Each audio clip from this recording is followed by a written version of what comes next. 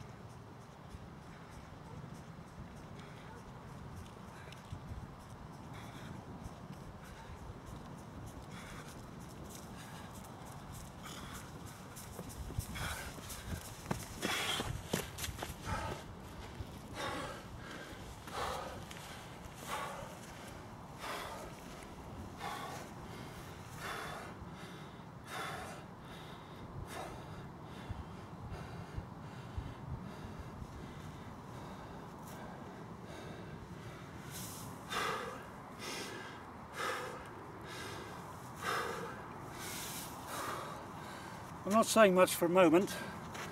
I've just taken my pulse, 6-second count, 4 hills, 1.5 seconds lapse time, 1.5 minutes lapse time, sorry. The pulse was 180, 190. I want to get it down, so I'm concentrating on breathing out. I don't have to breathe in, I breathe out. That creates a vacuum, I automatically breathe in.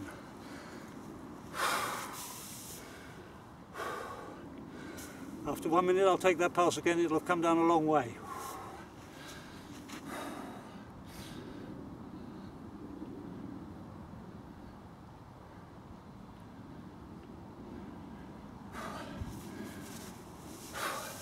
Still relatively high, it's 125, 130, but very quickly, this is an easy session to do, it takes very little time. It gives you that anaerobic edge rather than this gentle cardiovascular fitness that people talk about all the time. Anaerobic for me is always the tops, and people talk to me all the time, they say they can't lose weight. Well, the problem is what they have lost is the sense of personal responsibility and discipline. It's not very difficult to lose weight if you're prepared to apply yourself. We talk about the fat gene, so medical science is now excusing people, giving them an excuse for abdicating their own responsibility. Just going to take this pulse again.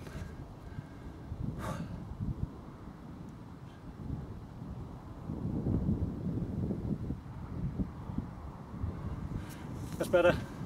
That's 100, 110. Getting back to what I was saying. People abdicate responsibility for their own lives. The problem with discipline is it's painful, it's difficult. The whole process of being fit, of losing weight, of staying healthy is simple, but it's not necessarily easy because it takes effort. It takes discipline, it takes sacrifice. Discipline is only unpleasant until it becomes a habit. When it becomes a habit, that's easy. I've been running these hills, this common, for over 50 years. In the last 30 years, that is 10,950 days excluding leap years when we have an extra day.